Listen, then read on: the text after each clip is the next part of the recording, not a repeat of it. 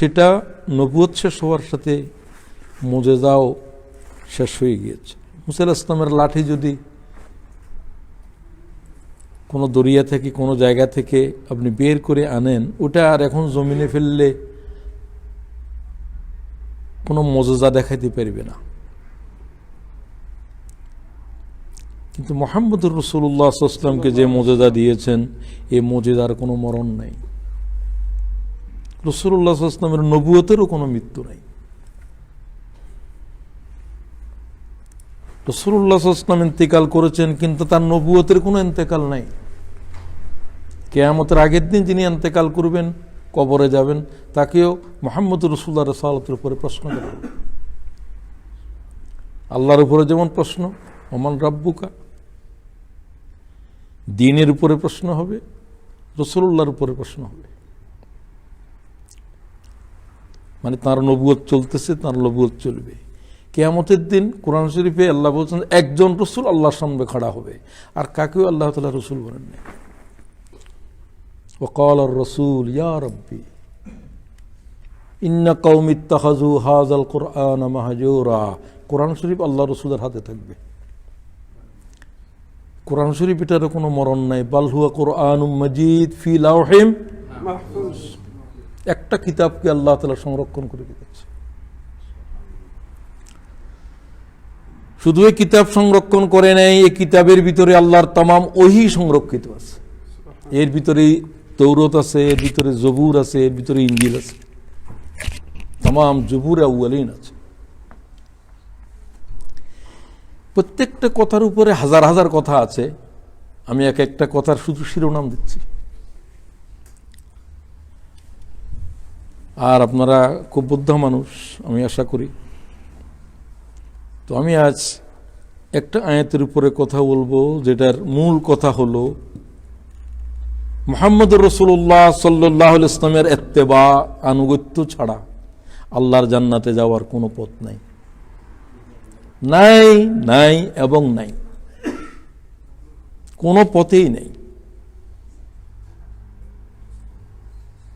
এটাই আজকে, এবং তা আখেরি এই রসুলকে যারা ইত্তেবা করবে, অনুসরণ করবে, তাদের জান্নাতে যাওয়ার গ্যারান্টি আল্লাহ ঘোষণা করেছে। তিনি যেহেতু জান্নাতের মালিক, তিনি যা বলবেন সেটাই গ্যারান্টি। বিসমিল্লাহির রহমানির রহিম। ওয়া মান ইউতি'িল্লাহ ওয়ার রাসূল ফাউলাইকা মা'আল্লাযীনা আন'আমা আল্লাহু আলাইহিম মিনান নাবিয়্যিনা ওয়াস-সিদ্দীকিনা ওয়াশ-শুহাদা'i ওয়াস-সালিহিন ওয়া হাসুনা উলাইকা রাফীকা। সাদাকাল্লাহুল আযীম। সূরা নিসার 69 নম্বর আয়াত।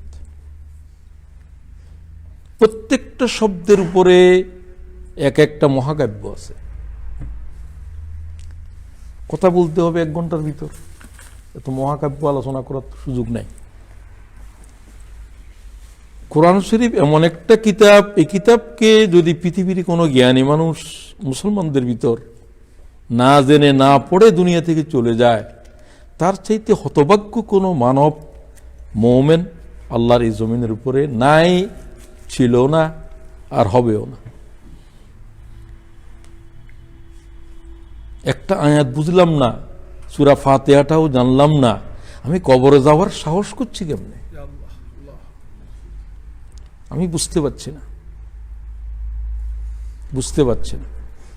ও আল্লাহ তাআলা আমাকে, আমার ভাইদেরকে, বোনদেরকে এই কোরআন শরীফের দিকে তাদের দৃষ্টি ফিরে দাও, আমিন। একটা কিতাবের দিকে, যে কিতাবের সামনে ইনজিল খোলা যাবে না, তৌরাত খোলা যাবে না, জবুর খোলা যাবে না, এই কোরআন শরীফ সব কিতাবকে মনসুখ করে দিয়েছে। খোলা যাবে না মানে ওগুলোর ভিতরে আর কিছু নাই, এটাকে আল্লাহ তাআলা রহিত করে দিয়েছে। এগুলো যে যুগের জন্য, যাদের জন্য, তারাও নাই, ওই যুগও নাই, এর প্রয়োজনও নেই। এই জন্য আল্লাহ এগুলো হেফাজত করেন নাই, এগুলো হারিয়ে গেছে কালের বিস্তৃত অতল তলে। ঈসা আলাইহিস সালামের ইনজিল 500, রাসূলুল্লাহ সাল্লাল্লাহু আলাইহি ওয়াসাল্লাম ঈসা আলাইহিস সালামের আসমানে উঠার 600 বছরের ভিতরে এসেছেন। এই 600 বছরের ভিতরে ইনজিল দুনিয়া থেকে চলে গেছে। 1400 বছর পরে কোরআন শরীফের এক বর্ণ যাচ্ছে না, যাওয়ার কোনো কথাই নেই। ইলা ইয়াউমিল কিয়ামা, সুবহানাল্লাহ। বুঝতে পারছেন না এটার কে হেফাজত করতেছে? আল্লাহর আসমানি কিতাব, একটা কিতাবের কোনো হাফেজ জগতের উপরে ছিল না, পয়গম্বরও ছিল না। এখন কোন জরিপ বলতেছে এখন প্রায় পৃথিবীতে মুসলমানদের ভিতরে 4 কোটির উপরে, 4.5 কোটির মতো হাফেজে কোরআন পৃথিবীতে এখন জীবিত আছে। সুবহানাল্লাহ।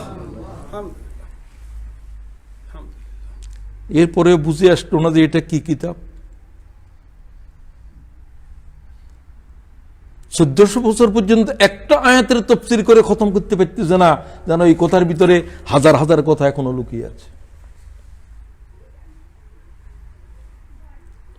ওয়াল্লাহ, এই কিতাবের দিকে গোটা উম্মার দৃষ্টি ফিরে দাও। আমিন। আপনারা যারা বসেছেন, আমি তাদেরকে আমি আয়াত বলে দিলাম, সূরা বললাম। আমি আশা করলাম যে আমি তো অল্প কিছু কথা বলবো, বলতে পারেন যে আয়াতের সূচনা বক্তব্য রাখবো, আর আপনারা পড়ে দেখবেন যে যে আয়াতের ভিতরে যা বলা হলো, আমি বললাম যে এই আয়াতে বলা হয়েছে যে মুহাম্মদুর রাসূলের ইত্তেবা ছাড়া আল্লাহর জান্নাতে যাওয়ার কোনো রাস্তা নাই। আল্লাহ বলছেন। আয়াতের তরজমাটা আগে শুনেন। ওয়ামান ইউতিল্লাহ ওয়ার রাসূল, whoever obeys Allah and his messenger, যে কেউ, নারী হোক পুরুষ হোক, সাদা হোক কালো হোক, মাই এই যুগের হোক সে যুগের হোক, যারাই আল্লাহ এবং তার রসুলের ইতাআত করেছে, ফাউলাইকা মা'আল্লাযীনা আন'আমা আল্লাহু আলাইহিম,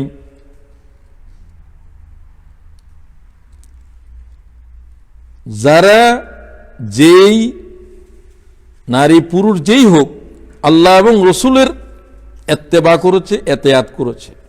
আমি ইত্তেবা শব্দটা বলতেছি, রসুলের ইতাআত মানে ইত্তেবা। ইত্তেবা করার জন্য একটা নকশা সামনে লাগে। তিনি নামাজ কিভাবে পড়েন আপনি সেভাবে পড়বেন, আপনি তাকে ইত্তেবা করছেন।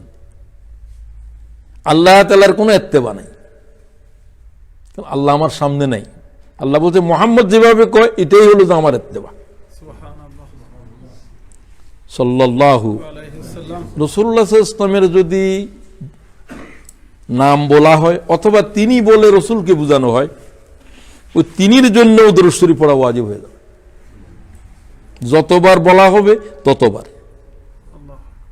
ইমাম মালিক বলছেন যতবার আল্লাহ তাআলার পয়গম্বরের নাম আসবে এবং তার বিশেষণ উচ্চারণ করা হবে, তার প্রনাউন বলা হবে, ততবারই দরুদ শরীফ পড়া ওয়াজিব হবে। ইমাম আজম আবু হানিফা বলছেন একবার ওয়াজিব, বাকিটা সুন্নাহ। আমার দৃষ্টিতে ইমাম মালিক যথার্থ বলছে। যাই হোক, ফাউলাইকা মা'আল্লাযীনা আন'আমা আল্লাহু আলাইহিম মিনান নাবিয়্যিনা ওয়াস-সিদ্দীকিনা ওয়াশ-শুহাদা'i ওয়াস-সালিহিন, তারা আল্লাহ তাআলার অনুগ্রহপ্রাপ্ত নবী, সিদ্দিক, শহীদ, সালেহিনদের দলভুক্ত হবে। এই মানুষগুলো যাদের নাম বলা হলো, নবী, সিদ্দিক, শুহাদা, সালেহিন, 4 শ্রেণী। এরা আল্লাহ তাআলার কিয়ামতের জমিনের উপরে আল্লাহর ছায়ার আরশে ছায়ার নিচে থাকবে, অনুগ্রহপ্রাপ্ত। প্রথম পয়গম্বররা থাকবে, তারপরে সিদ্দিকিনেরা, তারপরে শুহাদায়েরা, তারপরে সালেহিনরা। এর মানে তাদের দলভুক্ত হওয়া মানে নবী হয়ে যাওয়া নয়। নবীরা যে জুমরার ভিতরে থাকবে, এখানে যেরকম বিভিন্ন খুব বেশি শিক্ষিত মানুষ আছে, কম শিক্ষিত আছে, বিভিন্ন জন আছে, আমরা সকলেই এই মসজিদের এই নামাজে বা এই সময় দাখিল ছিলাম, তাদের অন্তর্ভুক্ত হবে। কিন্তু কেউ কেউ ভুল তফসির এটাও করেছেন, সালেহীন যেমন হওয়া যায়। খাদিয়ানিজের তফসির হলো এই, তারা বলতে চায় সালেহীন যেমন হওয়া যাবে, শহীদও হওয়া যাবে, নবীও হওয়া যাবে। নাউজুবিল্লাহ পড়ে। নবুয়তকে আল্লাহ তাআলা কিয়ামত পর্যন্ত হারাম করে দিয়েছে। জিব্রাইল ওহিনী আর কিয়ামত পর্যন্ত এই জমিনের উপরে আসবে না। রাসূল পাক সাল্লাল্লাহু আলাইহি ওয়াসাল্লামের পরে কোন নবী আসলে আসার যদি কেউ বিশ্বাস করে, সে বুঝতে চায় যে আখেরি পয়গম্বরের নবুয়তের অসম্পূর্ণতা আছে, তাকে পরিপূর্ণ করার জন্য আরো রসুল আসতে হবে, অন্যান্যদের যেরকম আসছে। যাই হোক, সেটা আমাদের আজকের আলোচনা নয়, নবী হওয়া নয়। তবে বাকিদের সিদ্দিক, সোহাদা, সালেহীন এগুলা হওয়ার দরজা বন্ধ নাই, কিয়ামত পর্যন্তই খোলা থাকবে। কিয়ামতের আগের দিনও আল্লাহ তাআলার বহু গোলাম শহীদ হবে, দাজ্জালদের হাতে হাজার হাজার মানুষ শহীদ হবে, হাজার হাজার হবে, একজন দুইজন নয়। তাকে যারা অবিশ্বাস করবে তাদেরকে কতল করা হবে, এবং রাসূলুল্লাহ সাল্লাল্লাহু আলাইহি ওয়াসাল্লাম বলছেন দাজ্জাল যাদেরকে কতল করবে এরা জান্নাতি। তো যাই হোক, তো শহীদদের রাস্তা খোলা আছে, সালেহীন তো আছেই। সিদ্দিকের জন্য, সিদ্দিকও বিশ্বাসী, প্রথম কাতারের বিশ্বাসী। তারা কি রকম সে সম্পর্কে একটু আলোচনা আমরা করব। আল্লাহ তাআলা শেষে দিয়ে বললেন যে যারা এদের সাথী হবে কিয়ামতের দিন, ওয়া হাসুনা উলাইকা রাফিকা, হাউ এক্সেলেন্ট দিস কম্পেনিয়নস আর।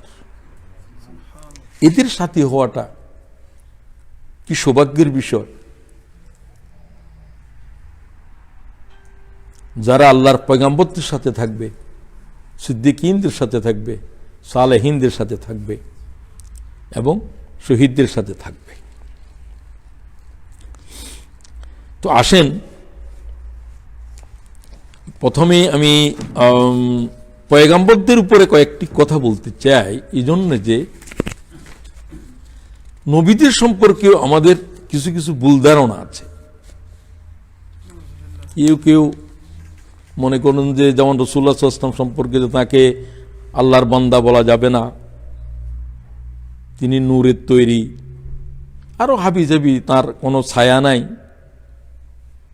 এরকম অনেক কথা আছে। তো যাক, আয়াতটার শানে নজুল হলো এই, রাসূলুল্লাহর দরবারের ভিতরে একজন কৃষ্ণাঙ্গ সাহাবী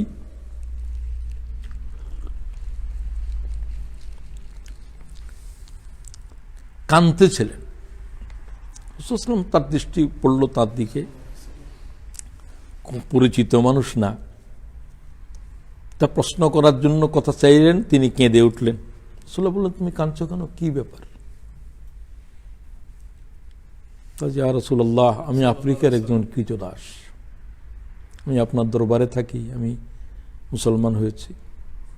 সকালবেলা আমি ঘরের থেকে বেরিয়ে আসি, দুপুরে খাইলে খাই, না খাইলে নেই। যতক্ষণ আপনি মদিনার মসজিদে থাকেন ততক্ষণে আমি মসজিদে থাকি, শুধু আপনার সাথে, আপনার সোহবতে আপনাকে দেখি, আপনার কথা শুনি। সারা নামাজের পর আপনি চলে যান, আমি ঘরে চলে যাই, আমি ফজরে আবার চলে আসি। তো আমার মনের ভিতরে একটা প্রশ্ন, যে আপনি হয়তো দুনিয়া থেকে চলে যাবেন, আমিও চলে যাব, প্রতিদিন আপনার দরবারে থাকি, প্রতিদিন আপনার চেহারা দেখি, প্রতিদিন আপনার কথা শুনি, আমি কি কিয়ামতের দিন আপনার কাছে দিয়ে বসতে পারবো? আপনি তো পয়গম্বরদের জুমরার ভিতরে থাকবেন, সমস্ত পয়গম্বরের প্রথম সারিতে, প্রথম চেয়ার আল্লাহর একবারে নিকটে মুহাম্মদুর রাসূলুল্লাহর আসন থাকবে। সমস্ত পয়গম্বরদের চেয়ার থাকবে স্বর্ণের, রাসূলুল্লাহর চেয়ার থাকবে আল্লাহর একবারে আরশের কাছে। হুজুর বলছেন, সব পয়গম্বররা আসনে বসবে, আমি দাঁড়িয়ে থাকব। আমার উম্মতের কি হবে এটার ফয়সালা না করা পর্যন্ত আমি আসনে বসবো না। আল্লাহ তাআলা মুহাম্মদুর রাসূলুল্লাহর উপরে আল্লাহ তার দরজাতকে বুলন্দি দাও। এরকম উম্মত পাগল নবী আর নাই। রাসূলুল্লাহ সাল্লাল্লাহু আলাইহি ওয়াসাল্লামকে জিজ্ঞাসা করলেন যে আমি কি কিয়ামতের জমিনে আপনার কাছে কি বসতে পারবো? এটার জন্য আমি কাঁদছি, কাকেও তো বলছে। রাসূলুল্লাহ সাল্লাল্লাহু আলাইহি ওয়াসাল্লাম চুপ রইলেন, কিচ্ছু বললেন না। অন্যান্য বিষয়ের যারা যারা যে প্রশ্ন করেন সেগুলো নিয়ে তিনি কথা বলতেছেন। তিনি যাওয়ার একটু আগে দিয়ে বললেন যে একটা লোক যে আমাকে প্রশ্ন করছিল এই ভাইটা কই? তিনি সেখানে ছিলেন, বলছে ইয়া রাসূলুল্লাহ আমি প্রশ্ন করেছি। কই আল্লাহ তাআলা তোমার প্রশ্নের উপরে আল্লাহর ওহী অবতীর্ণ হয়েছে, এটা সেই আয়াত। তুমি বলছো নবীদের সাথে থাকতে আমার সাথে থাকতে পারবে কিনা, আল্লাহ কথার জবাব দিয়েছে কোরআন। কি বললেন?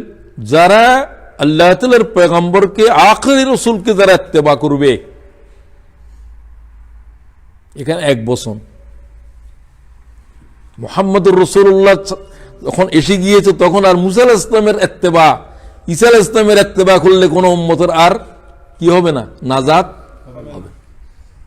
নাজাত না, রাসূলুল্লাহ হাদিসে বলছেন তারাও গোমরা হয়ে যাবে। বরং বলছেন যে আমার নবুয়তের ভিতরে যদি মুসা আলাইহিস সালাম এসে যায়, তিনি তার নবুয়ত ছেড়ে আমার ইত্তেবা করবে। ওয়াল্লাযী নাফসু মুহাম্মাদিন বিয়াদিহি, ওই আল্লাহর কসম খেয়ে বলছে যে আল্লাহর হাতে মুহাম্মদের জীবন আছে। লাউ বাদা লাকুম মূসা ফাত্তাবাতুমুহু ওয়া তারাকতুমুনি, আমার নবুয়তের ভিতরে যদি তৌরাতের, জবুরের, ইনজিলের পয়গম্বর মূসা আলাইহিস সালাম, যাদের নাম বলা হলো এদের ভিতরে উলিল আযম পয়গম্বরের একজন। উলিল আযম পয়গম্বর হলো 5 জন। এই 2.5 লক্ষ 3 লক্ষ পয়গম্বরের ভিতরে এই হলো যে 5 জন হয়েছে যে সবচেয়ে মর্যাদাবান। এদের আসন থাকবে একবারে সামনে, নবীদেরও। এরপরে রসুলদের, রসুলরা কতজন? কেউ একজন বলেন। জি, রসুল 4 কারো না। একটা হাদিসের ভিতরে আছে নবীদের সংখ্যা অগণন। আল্লাহ তাআলা জনাব রাসূলুল্লাহ সাল্লাল্লাহু আলাইহি ওয়াসাল্লাম এক জায়গায় বলছেন যে নবীদের সংখ্যা 1.25 লক্ষ আর রসুল হচ্ছে 313। আর এর ভিতরে উলুল আযম 5 জন।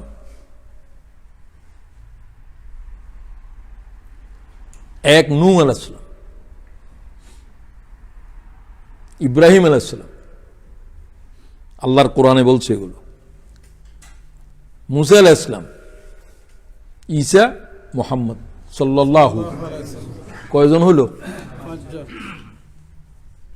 মিনান নবী, এই 5 জন হচ্ছে উলুল। আল্লাহ বলছে আমি আদমের উলুল আযম পাই নাই, শক্তিশালী দৃঢ়তা পাই নাই, সিদ্ধান্তের উপর অটল ছিল না। এইরকম সব এই 5 জনকে আল্লাহ তাআলা কোরআন শরীফে বলছেন এরা উলুল আযম, এরা সিদ্ধান্তের উপরে অটল পাহাড় ছিল। সুবহানাল্লাহ।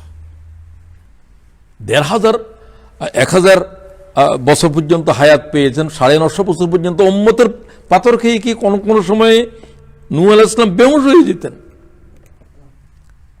950 বছর একটা মানুষ পাথর খাওয়া কি সোজা জিনিস মনে করেন আপনি? এরপরে তিনি আল্লাহর দ্বীনের দাওয়াত ছাড়েন নাই। সুবহানাল্লাহ। কি তো উলুল আযম। তো এই 5 জনের ভিতরে কায়েদুল মুরসালিন, সমস্ত পয়গম্বরের লিডার মুহাম্মদুর রাসূলুল্লাহ সাল্লাল্লাহু আলাইহি ওয়াসাল্লাম। তো এইভাবে আসন থাকবে। তো এরপরে সিদ্দিক, এরপরে সালেহীন, এরপর একবারে সালেহীনেরা আপনারা আমরা সবাই সালেহীনদের ভিতরে, নেককারদের ভিতরে। আল্লাহ তাআলা সবাইকে শামিল হওয়ার তৌফিক দিন। তো নবীগণ ওই সমস্ত মানুষ যাদেরকে আল্লাহ বাছাই করেন, তারা নিজেরাও জানেন না যে তারা রসুল হবেন। ওয়াল্লাহু ইয়ালামু হাইসু ইয়াজআলু রিসালাতাহু, আল্লাহ কাকে নবুয়ত দেবেন নবী নিজেও জানে না, তাকে পরামর্শ করে তার সাথে নবুয়ত দেন নাই। এখন নবুয়তের ঘোষণা দাও। সুবহানাল্লাহ। এখন এই মুহূর্তে দাও। প্রস্তুত অপ্রস্তুত কোনো কথা নাই, তাকে প্রস্তুত করার দায়িত্ব আল্লাহর। এই হলো নবুয়তের এক বৈশিষ্ট্য। ছাগল চড়াইতে আছে, মাটি কাটতে আছে, মাটি কাটে নবী আছে, ছাগল চড়ায় তো সবাই। সকল পয়গম্বরের দ্বিতীয় বৈশিষ্ট্য হলো তাদের উপর আল্লাহর ওহী নাযিল হয়েছে। ওহী ছাড়া নবী হতে পারে না। ওহী নবুয়তের জন্য শর্ত। ওয়ামা আরসালনা ক্বাবলাকা ইল্লা রিজালা নূহি ইলাইহিম। নবী মানুষ হইতে হবে, পুরুষ হইতে হবে, বালেগ হইতে হবে। রেজাল শব্দের ভিতরেই এসব অর্থ আছে। মানুষ ছাড়া নবী নাই, পুরুষ ছাড়া নবী নাই, বালেগ ছাড়া নবী নাই। ঈসা আলাইহিস সালাম পরিচয় দিয়েছেন নবী বলে, নবী হওয়ার জন্য নয়, মায়ের সতীত্বের জন্য। বালেগ না হওয়া পর্যন্ত কোনো ব্যক্তির নবুয়তের ঘোষণা দেওয়ার ইজাজত নেই। ওটা একটা বিশেষ কারণে আল্লাহ তাআলা তার জবান খুলে দিয়েছিলেন তার আম্মার জন্য। তিনি জন্মগ্রহণ করে তার মাকে বলছেন যে মা তুমি কথা বলবে না, এই প্রথম জন্মগ্রহণ করার পরে তোমার বিষয়ে আমি কথা বলবো। সুবহানাল্লাহ, তো আসতে বললেন। সোয়া লক্ষ পয়গম্বরের কেউ এরকম জন্মগ্রহণ করে রাসূলুল্লাহ কথা বলছিল? শুধু কে বলছিল? ঈসা ইবনে মারইয়াম কালিমাতুল্লাহ। এবং তিনি কথা বলা বন্ধ করেন নাই, ম্যাচিউরড কথা বলতেন। আজকে জন্মগ্রহণ করেছে, কথা বলে পয়গম্বরের মতো। সুবহানাল্লাহ।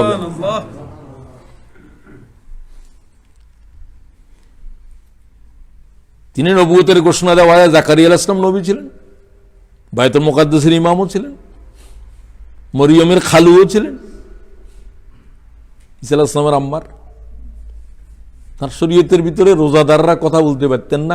রোজাদাররা কোনো পয়গম্বরের শরীয়তে কথা বলতে পারত না, ইশারায় কথা বলতো। এটা আমাদের ভিতরে থাকলেও ভালো হইতো, বলা আল্লাহ ভালো জানে। আমাদের তো সব আপদের মূল হলো এটা। রোজা সব কিছুকে ধ্বংস করতেছে এটা, জিহ্বা। আল্লাহ আমাদের জিহ্বা সংযত করে দাও। তো তিনি রোজা নিয়ত করলেন। ছেলে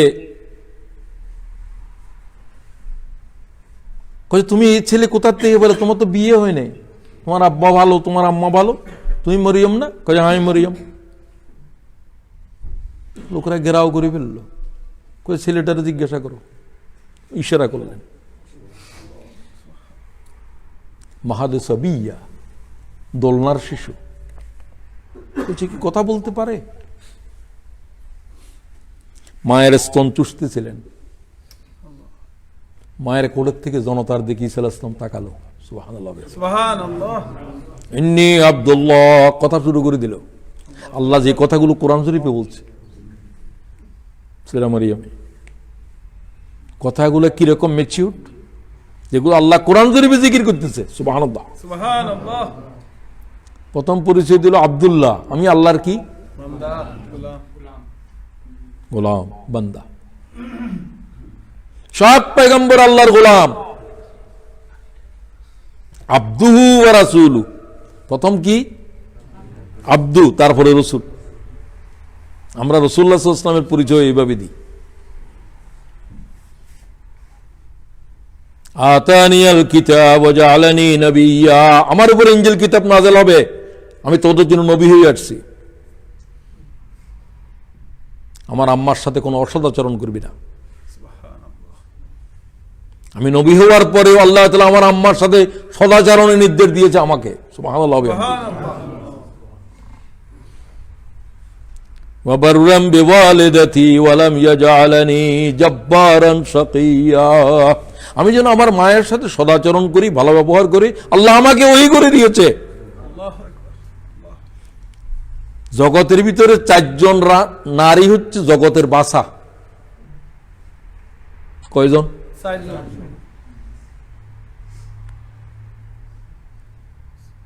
এক নম্বর মারিয়াম বিনতে ইমরান, 2 নম্বর ফাতেমা বিনতে মুহাম্মদ, 3 নম্বর খাদিজা বিনতে খুওয়াইলিদ, আসিয়া বিনতে মুবাহিম। কয়জন হলো? বিশুদ্ধ হয়ে ইমাম রাসূলুল্লাহ সাল্লাল্লাহু আলাইহি ওয়াসাল্লাম হাদিস গ্রহণ করেছে ইমাম তিরমিজি। হুজুর বলছেন সমস্ত নারীদের নেতৃত্ব দিবে জান্নাতীদের আমার মেয়ে। সুবহানাল্লাহ। সাইয়্যিদাতুন নিসা, সমস্ত নারী জাতির নেতৃত্ব আমার মেয়ে দিবে, ইল্লা মারিয়াম বিনতে ইমরান, একটা নারীর একটা মেয়ের নেতৃত্ব আমার মেয়ে দিতে পারবে না। সেই মেয়েটার নাম কি? মারিয়াম। আল্লাহ যদি একজন নারীকে নবী করত মেয়েদের ভিতর, মরিয়ম নবী হতো।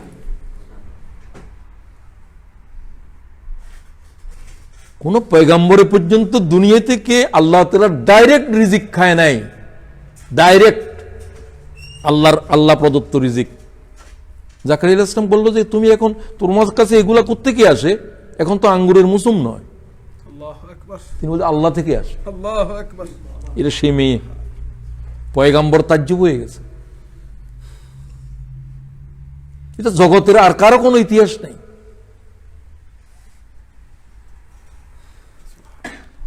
যাই হোক, বলছিলাম নবী হওয়ার জন্য ওহী লাগবে, নবী হওয়ার জন্য মানুষ হওয়া লাগবে।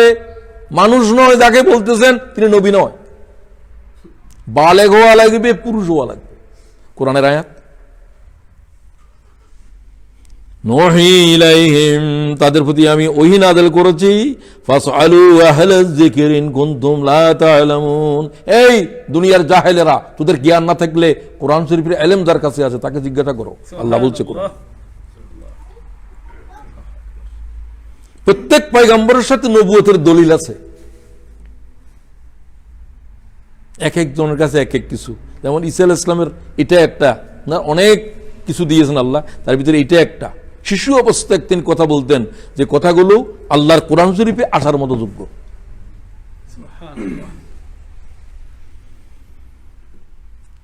লাকাদ আরসালনা রুসুলানা বিল বায়িনাত, সমস্ত পয়গম্বরকে বায়িনাত দিয়েছে, দলিল দিয়েছে।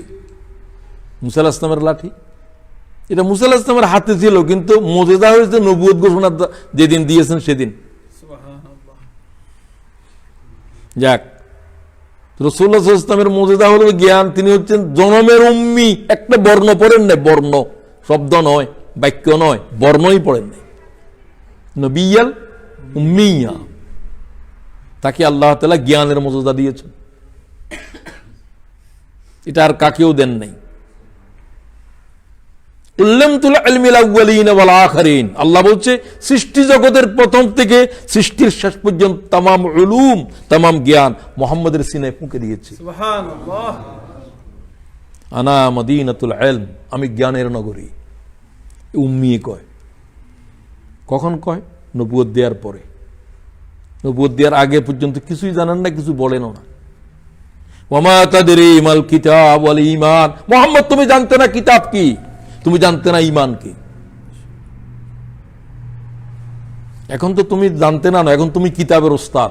ইয়াতলু আলাইহিম আয়াতিহি ওয়া ইউযাক্কিহিম ওয়া ইউআল্লিমুহুমুল কিতাবা ওয়াল হিকমা। তোমাকে নবুয়ত দিনে তোমাকে तमाम জগতের উস্তাদ বানিয়েছি। বুইস্তু মুআল্লিমা, আমি মুহাম্মদকে तमाम জগতের শিক্ষক বানিয়েছি। সুবহানাল্লাহ। অর্থ তিনি উম্মি। তো প্রত্যেকে তো শিক্ষক হতে হলে তাকে কেউ কিছু শিখাইতে হয় না, শিখাবে কোত্থেকে? তার শিক্ষককে আল্লাহ, স্বয়ং আল্লাহ। মুহাম্মদ কারো কাছে এক বর্ণ শিখে নাই। মুহাম্মদ শিখার জন্য আসে নাই, মুহাম্মদ শিখাইবার জন্য আসছে। সুবহানাল্লাহ। তাকে শুধু আল্লাহই শিখাবেন। এই জন্য তার নবুয়তের মর্যাদা এটা। জ্ঞানই হচ্ছে রাসূলুল্লাহর মর্যাদা। সমস্ত পয়গম্বরের এক দাওয়াত, লাখ পয়গম্বর একটা কথা বলছে। আল্লাহ কোরআনে বলছে লাকাদ বাসনা ফি কুল্লি উম্মাতির রাসূলা, আমি সকল জাতির কাছে নবী পাঠিয়েছি, তারা সকলে একটা কথা বলছে, আনা ইবুদুল্লাহ ওয়াজতানিবুত তাগুত। বন্দেগী কার চলবে? সবাই বলেন না কেন? আর বিদ্রোহ কার বিরুদ্ধে? তাগুতের বিরুদ্ধে। লাখ পয়গম্বর বলছে আপনি তাগুত চিনেনও না, আপনি কিসের দাওয়াত দেন? আপনি কিসের দাওয়াত দেন? সমস্ত পয়গম্বর বলল যে বিদ্রোহ করো তাগুতের বিরুদ্ধে, বন্দেগী করো আল্লাহর।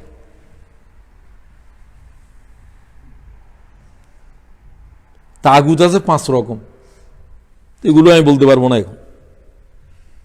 যারা আল্লাহ তাআলার হুকুম মানে না তারা তাগুত নয়, যারা আল্লাহর হুকুম জমিনের উপরে আসতে দেয় না, বাধা দেয়, যেমন ফেরাউন। রাসূলুল্লাহর যুগে কে? আবু জেহেল। আবু জেহেল ইন্তেকাল পরে হুজুর বলছেন এটা এই উম্মতের ফেরাউন।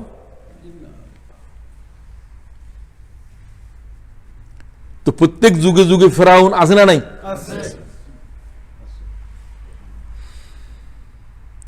রাসূলুল্লাহ সাল্লাল্লাহু আলাইহি ওয়াসাল্লামকে শুধুমাত্র আগেই বলেছি, তার একটা আলাদা বৈশিষ্ট্য হলো তাকে এমন কতগুলো বৈশিষ্ট্য দিয়েছেন কোনো লাখ পয়গম্বরের নাই। শুধুমাত্র সেগুলো আমি বলে যাচ্ছি ব্যাখ্যা না করে।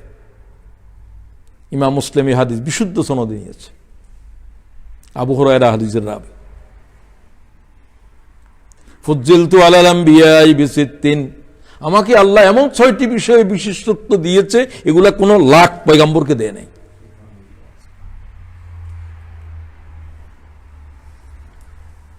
উতীতু জাওয়ামিআল কালাম, আমাকে আল্লাহ অসাধারণ বাগ্মিতা দিয়েছে, অরেটারি পাওয়ার।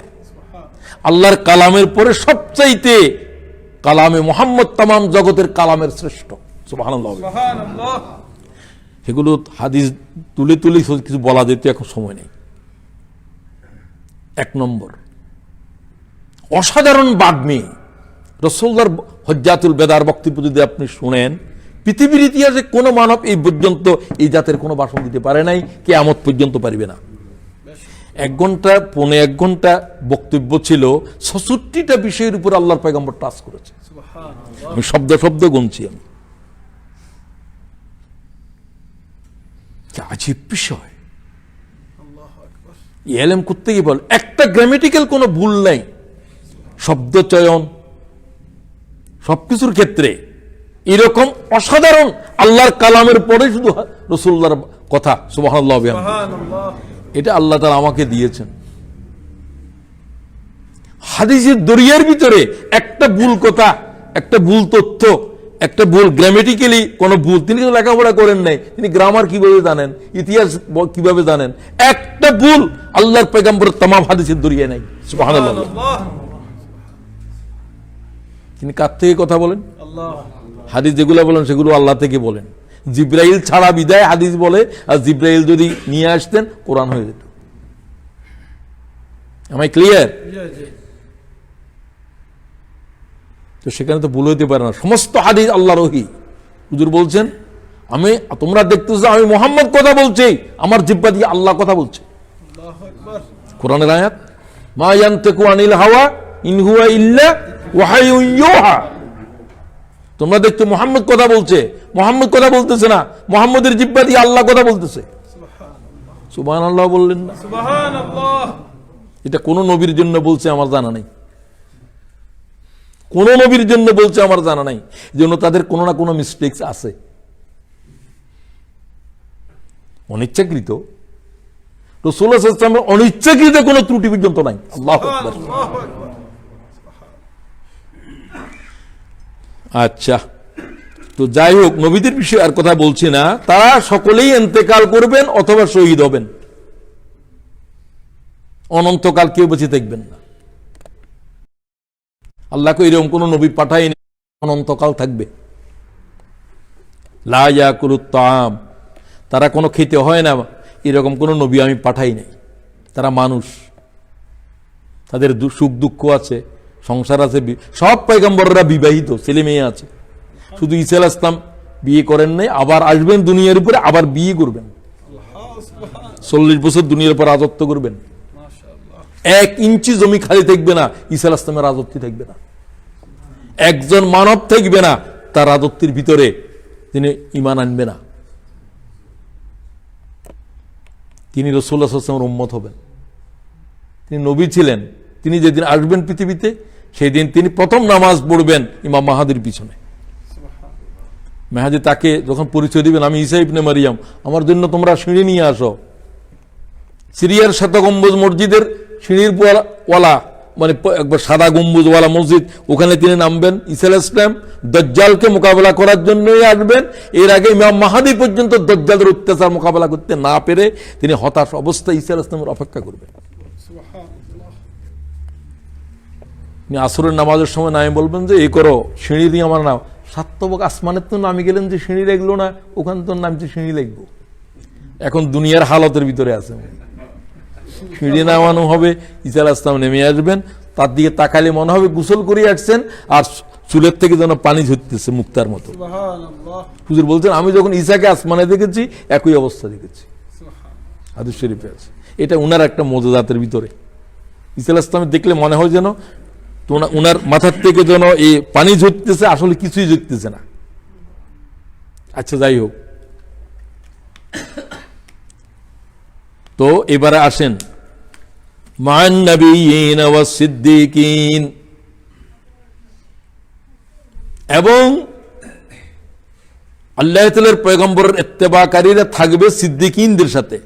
সিদ্দিকিনেরাও কিন্তু মুমিন, তবে তারা মুকিনুন। মুমিন আর মুকিনুন বুঝেন তো? কেউ কেউ বুঝেন, কেউ কেউ হয়তো বুঝেন না। ঈমান আনলে কয় মুমিন, আর ইয়াকিন আনলে কি বলে? মুকিনুন। মুকিন। ঈমান আর ইয়াকিনের পার্থক্যটা, ইয়াকিন হচ্ছে ওই ঈমানের নাম, ওই বিশ্বাসের নাম যেখানে কোনো সন্দেহের গুঞ্জাইশ নাই। সুবহানাল্লাহ। হযরত ওমর বলেন আমি জান্নাত জাহান্নামকে দেখলে আশ্চর্য হব না, আমি না দেখে এতটুকু ঈমান আনছি। সুবহানাল্লাহ। তাহলে উনি কি মুমিন না মুকিন মুকিনুন? মুকিন এই হলো সিদ্দিকদের ঈমান। আব্দুল্লাহ ইবনে ওমরকে জিজ্ঞাসা করলেন, জবরদস্ত তাবেঈ, সাহাবী দেখলে হেরা তাবেঈ, রাসূলুল্লাহকে দেখলে সাহাবী, আর সাহাবীদেরকে যারা দেখেছে তারা হলো তাবেঈ। তো তাবেঈরা প্রথম যুগের সাহাবী দেখে নাই, আবু বকর ওমরকে দেখে নাই, এদের ছেলেদেরকে দেখেছেন, ছেলেরাও তো সাহাবী। তোমার আব্বাদের ঈমান কিরকম ছিল? আবু বকরের ঈমান কিরকম ছিল? ওমরের ঈমান কেমন ছিল? আব্দুল্লাহ ইবনে ওমরকে জিজ্ঞাসা করে, আল ঈমান ফি কুলুবিহিম আযামু মিনাল জাবাল। হে কাতাদা, জবরদস্ত আলেম কিন্তু হযরতে কাতাদা। কোরআন শরীফ যত তাফসীর পড়ছি কাতাদা আছেই, জবরদস্ত আলেম, তাবেঈ। তো হাসান বসরির যুগের মানুষ, হাসান বসরিও তাবেঈ, রাবিয়া বসরিও তাবেঈ। তো তিনি জবাব দিচ্ছেন, আল ঈমান ফি কুলুবিহিম আযামু মিনাল জাবাল। উহুদের পাহাড় দেখতেছো যে জমিনের উপরে দাঁড়িয়ে আছে, আমার আব্বাদের কলবের জমিনের উপরে ঈমানের পাহাড় এইভাবে দাঁড়িয়ে ছিল। সুবহানাল্লাহ। পাহাড়কে যেরকম কোনো কিছু হেলাইতে পারে না, তাদের ঈমানকে হেলাইতে পারে না। এই কিছু শহীদ হয়ে গিয়েছে, ঈমান যায় নাই, তাদের নড়ে নাই। এরা হলো সিদ্দিকদের ঈমান। তাদের কলবের উপরে ঈমান পাহাড়ের মতো দাঁড়িয়ে আছে। আল্লাহু আকবার। জবাই করে দিতে পারবা, তো ঈমানের থেকে এক চুল হটবে না। রাসূলুল্লাহ হাদিসেও বলছেন, তোমরা ঈমানের উপরে পরীক্ষা দিতে পারছো না কেন? অত্যাচার জুলুমের সময় রাসূলুল্লাহ সাল্লাল্লাহু আলাইহি ওয়াসাল্লামকে বললেন, ইয়া রাসূলুল্লাহ, সুমাইয়াকে যে কিভাবে হত্যা করছে আবু জেহেল, তার গুপ্ত অঙ্গের ভিতরে বর্ষা প্রবিষ্ট করে দিয়ে শহীদ করে দিয়েছে। ইয়া রাসূলুল্লাহ, দোয়া করেন না আমাদের জন্য। জ্বলন্ত আগুনের উপর বেলালকে শুইয়ে রাখা হয়েছে। রাসূলুল্লাহ বিশ্রাম ছিলেন কাবাগরের ছায়ার ভিতরে। ওয়া হুয়া মুতাওয়াসসিদুন বুরদাতান লাহু ফি জিল্লিল কাবা। কাবার ছায়ার ভিতরে একটা বস্ত্রখণ্ড মাথার নিচে দিয়ে রাসূল সাল্লাল্লাহু আলাইহি ওয়াসাল্লাম বিশ্রাম করছে। খাব্বাব ইবনে আরাত রাদিয়াল্লাহু তাআলা, আলা তাস্তানসিরু লানা আলা তাদউল্লাহ লানা, আপনি আমাদের জন্য আল্লাহর কাছে হাত তোলেন না ইয়া রাসূলুল্লাহ, আমরা ঈমানের উপরে আর অত্যাচার সইতে পারতেছি না।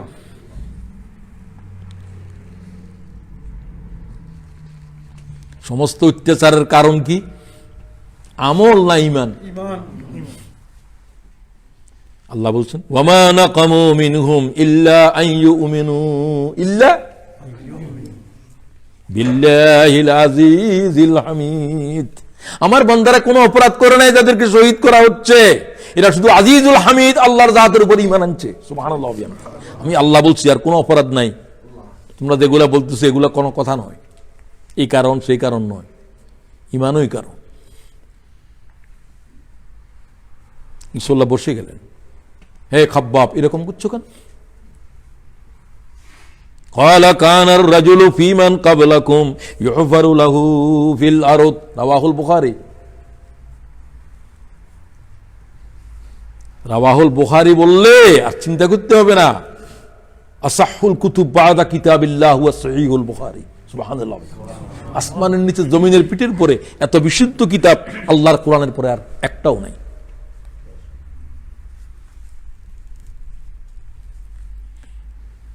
তো তোমাদের পূর্বে যারা ঈমান এনেছিল তাদের উপরে যা ঘটেছিল তুমি কি জানো? তোমাদের উপরে নতুন করে কিছু ঘটতেছে না। রাসূল আফসোস করলেন না। কানার রাজুলু ফীমান ক্বাবলাকুম ইউহফারু লাহু ফিল আরদ, তাদেরকে জীবিত অবস্থায় ঈমান কেন আনছস? এই জন্য জীবিত মানব কবর দাফন করে দিয়েছে। সুবহানাল্লাহ। ক্বালা রাসূলুল্লাহ সাল্লাল্লাহু আলাইহি ওয়াসাল্লাম, যে জিহ্বা তামাম হায়াতের ভিতরে একটা সন্দেহজনক কথা বলে নাই।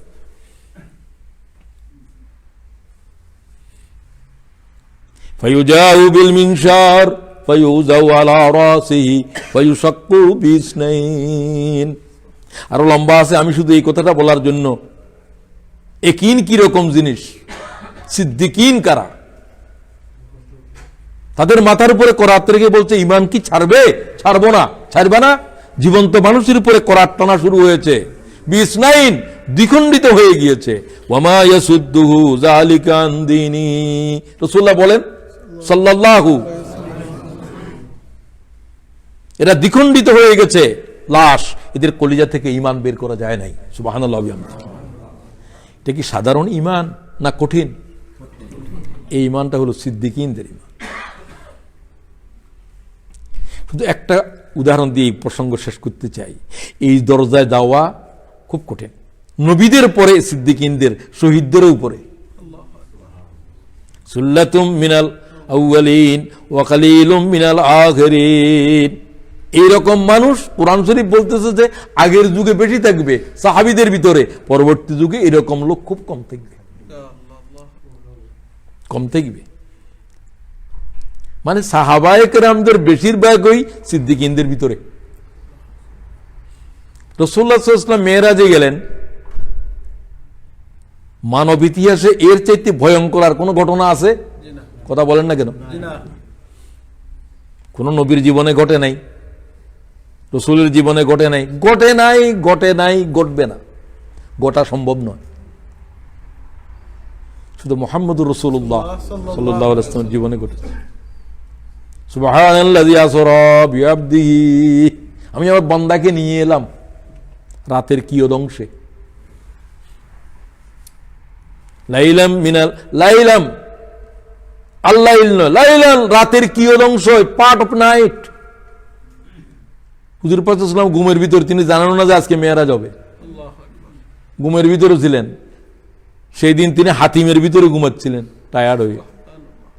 জিব্রাইল প্রথমে দেখালেন, হুজুর উঠতেছেন না, ঘুম। তারপর আঙ্গুল টিপতেছেন, দ্বিতীয়বার, তৃতীয়বারে জিব্রাইল পরিচয় দিলেন, রাসূলুল্লাহকে বসালেন, সিনা সাক করলেন জমজমের পানি দিয়ে। ইয়া রাসূলুল্লাহ, আপনাকে আল্লাহ ডাক দিয়েছে। আল্লাহ ডাক দিয়েছে? হ্যাঁ ডাক দিয়েছে। কি করতে হবে? কই আমার বোরাকের উপরে উঠেন।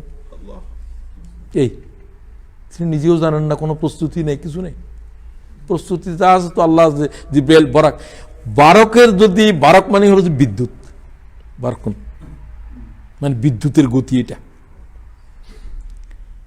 নিকটতর আকাশ যেটা দেখেন, যা তারা তারা যত বেশি সব নিকটতর আকাশে, এত দূরে তারা আছে। সূর্য থেকে পৃথিবীতে আলো আসতে ক মিনিট লাগে বলেন? 8 মিনিট। 8 মিনিটে কতদূর দূরত্ব থেকে আসে? 9 কোটি 30 লক্ষ মাইল দূরে। তো যেই তারা থেকে পৃথিবীতে আলো আসতে 1 বছর লাগে, সেটা কত দূরে? যে তারা থেকে পৃথিবীতে আসতে আলো আসতে 1 লক্ষ বছর লাগে, সেটা কত দূরে? বিজ্ঞানীরা বলছেন এত দূরে তারা আছে যে তারাকে পৃথিবীতে আসতে 1 কোটি বছর সময় লাগবে। কি গতিতে? 1 সেকেন্ডে 1,86,000 মাইল গতিতে আসলেও 1 কোটি বছর লাগবে ওই তারা থেকে পৃথিবী পর্যন্ত আলো আসতে পৌঁছতে পারবে না। তো এই দূরত্ব রাসূলুল্লাহ কিভাবে অতিক্রম করলো? এরকম রাতের কিয়দংশে, ফজরের আগে চলে এসেছে। আবার সুবহানাল্লাহ, যারা বুঝাচ্ছে যে কিছু বুঝতেছে না, সুবহানাল্লাহর আওয়াজ আমারে বলতেছে যে কিছু বুঝতেছে না। শুধুমাত্র 1 কোটি বছর ধরে দড়ি, বিজ্ঞানীরা আরো জিন বলছে পৃথিবীর জন্ম থেকে যে তারা থেকে পৃথিবীতে এখনো পর্যন্ত আলো আসি পৌঁছতে নাই, still the light is coming toward the earth. সুবহানাল্লাহ।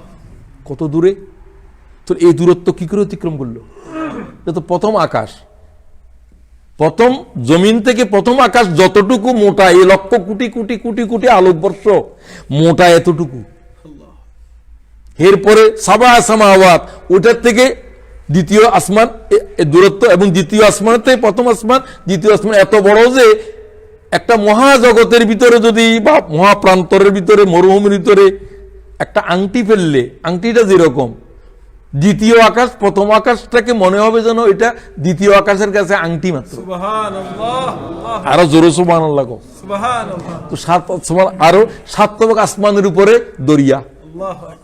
সে দরিয়ার গভীরতা এই নিকটতর আকাশ থেকে প্রথম আকাশ পর্যন্ত যে গভীরতা, ওই সাগরের গভীরতাই এটা। সুবহানাল্লাহ। আল্লাহর আরশ এর উপরে, বহুত উপরে, আর আল্লাহু আকবার।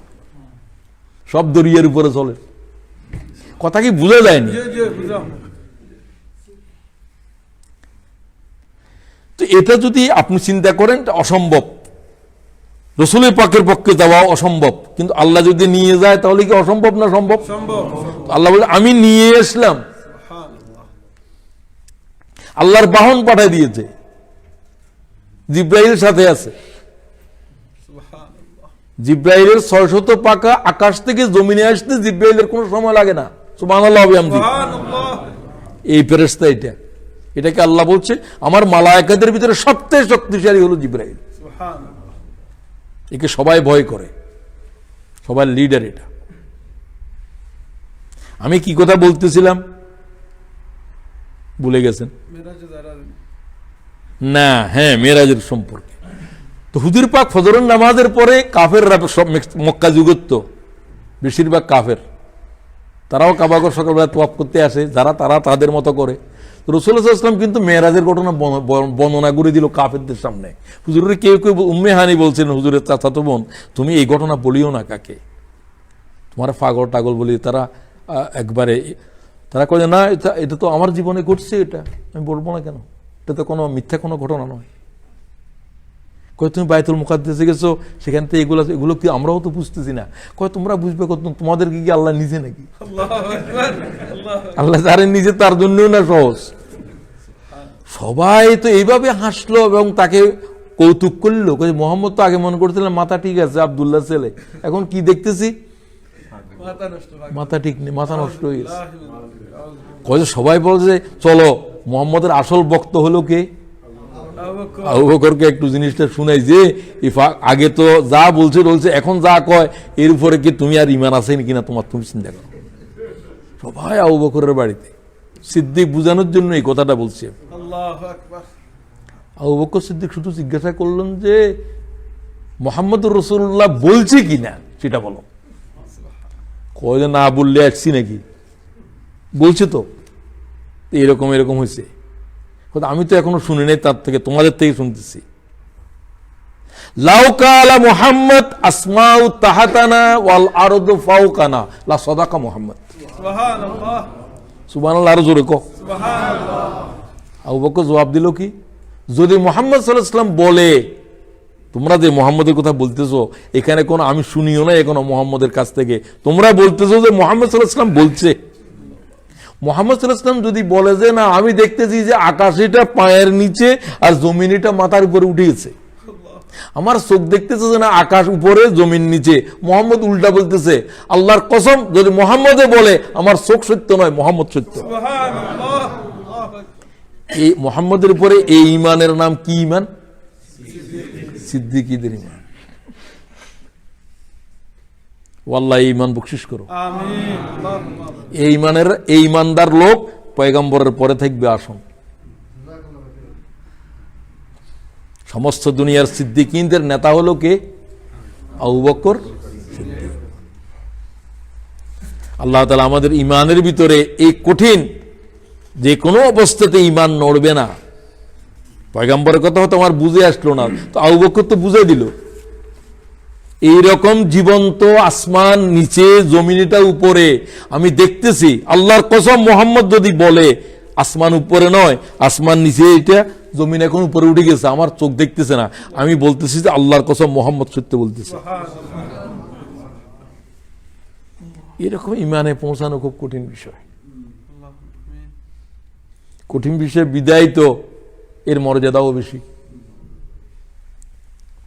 এরপরে হলো সুহাদা, যারা সাক্ষ্য দিয়েছে আল্লাহর দ্বীনের উপরে, সাক্ষ্য দিতে দিতে জীবন কোরবান করে দিয়েছে। শহীদ কেন বলে? তাদের আর সাক্ষ্য দেওয়ার কিছু নাই, জীবনের শেষ রক্তবিন্দু পর্যন্ত সাক্ষ্য দিয়েছে। সুবহানাল্লাহ। এই জন্য তাদের কি বলা হয়? শহীদ বলা।